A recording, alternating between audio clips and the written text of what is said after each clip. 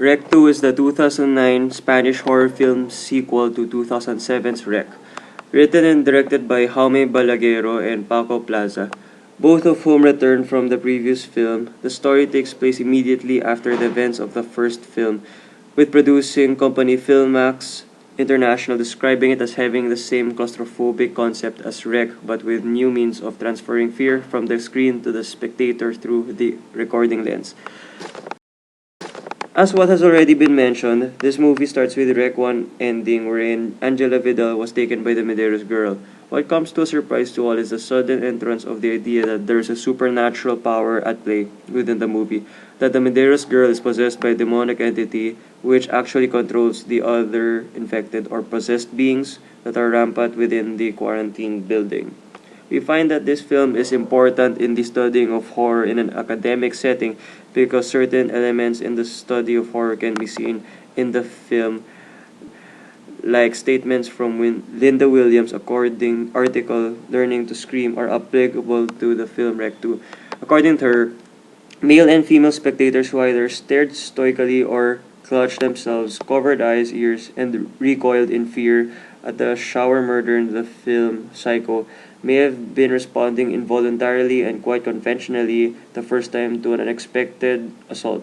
But by the film's second assault, this audience was already beginning to play the game of anticipation and to repeat its response in either gender conventional or gender transgressive, but in both cases, increasingly performative gestures.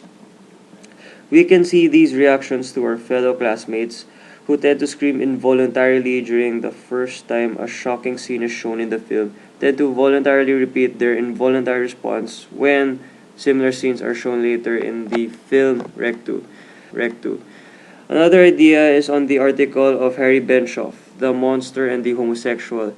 Like the Phantom of the Opera, the queer dwells underground below the operatic overtones of the dominant, frightening to look at, desiring as it plays its own organ, producing its own music. In a Catholic society such as Spain, homosexuals are often more likely to be associated with the Medeiros girl in the movie Rec 2.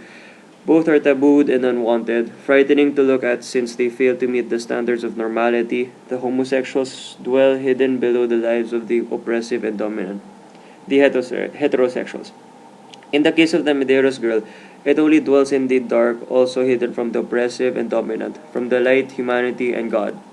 The movie can also be related to Barbara Creed's idea in her article, Horror and the Monstrous Feminine.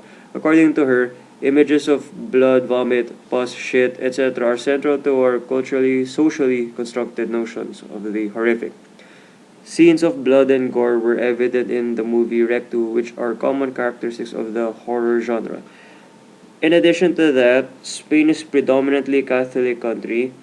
According to Rona Berenstein in her article Horror for Sales states, not surprisingly given the goal of as wide a viewership as possible, classic horror movies were made and marketed with a general audience in mind.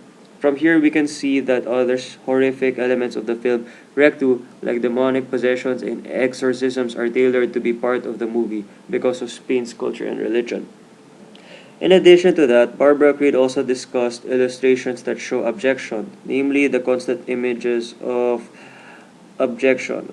She states, this area cannot be ignored, for what becomes apparent in reading her work is that definitions of the monstrous as constructed in the modern horror text are grounded in ancient religious and historical notions of abjection, particularly in relation to the following religious abominations: sexual immorality and perversion, corporeal alteration, decay, and death, human sacrifice, murder, the corpse, bodily wastes, the feminine body, and incest. Rec 2 scenes are evident with images of blood, gore, and zombified residents, which are the characters of the first film. These images support the abjection at work in the film Rec 2. This helped the audience in confronting the abject in them, ejecting their internal perversity.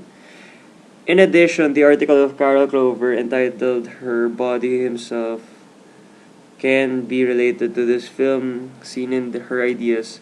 In this case, the killer's phallic purpose as he thrusts his drill or knife into the trembling bodies of young women is unmistakable. At the same time, however, his masculinity is severely qualified. He ranges from the virginal or sexually inert to the transvestite or transsexual, is spiritually divided.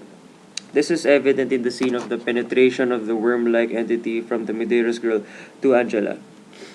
She also added that at the level of the cinematic apparatus, her unfemininity is signaled clearly by her exercise of the active, investigating gaze, normally reserved for males and hideously punished in females.